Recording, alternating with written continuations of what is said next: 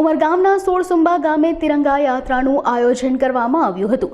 પ્લાટ ફળિયા અંબાજી મંદિર ખાતેથી તિરંગા યાત્રાનો પ્રારંભ કરાવવામાં આવ્યો હતો, જેમાં મોટી સંખ્યામાં લોકો સ્વયંભૂ તિરંગા યાત્રામાં જોડાયા હતા।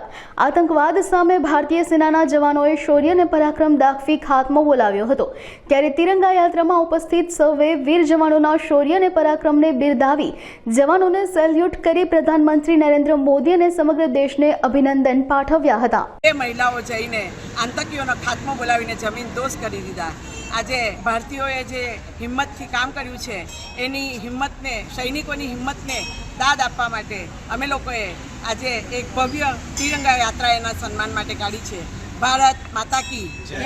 આજ રોજે આપણે જે પહેલગામમાં હિન્દુઓ પર જે ગોળીબાર કરીને નૃશંસ એકદમ હત્યા કરી એની સામે આપણે મોદી સાહેબે પોતાનો વ્યૂ ને પ્લાન ઘડીને આતંકીઓનો નાશ કરવા માટે આપણી સેનાને મોકલી અને એમાં આપણે જોયું હશે કે વીરાંગના બે બહેનોએ ખાલી 20 મિનિટમાં રાફેલ અને જેગુઆર લઈને પાકિસ્તાનની 9 આતંકી ઠિકાણા અને 11 એરવેઝ ખલાસ કરી નાખ્યા અને આપણા જવાનો હિંમત કરીને એક પણ રૂપિયાનું નુકસાન વગર આપણે પાછા આવ્યા અને એમનું જે આપણે સન્માન કરવું જોઈએ એના માટે આપણે અહીં ઉમરગામમાં તિરંગા યાત્રા કરી અને એમનું સન્માન કરીએ છીએ।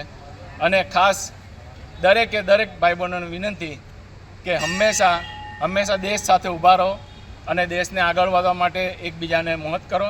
અને બીજું ખાસ કે વિરોધ પક્ષ ગમે તેવું બોલે, એ લોકો પાકિસ્તાન પરસ્ત છે અને એ લોકો વિરોધમાં ગમે તે બોલશે, પણ આપણે એવો પોઝિટિવ વિચાર કરીને, પોઝિટિવ પ્રચાર કરીને આપણા ભારતમાં નામ રોશન કરીએ, હિન્દુસ્તાનનું નામ રોશન કરીએ।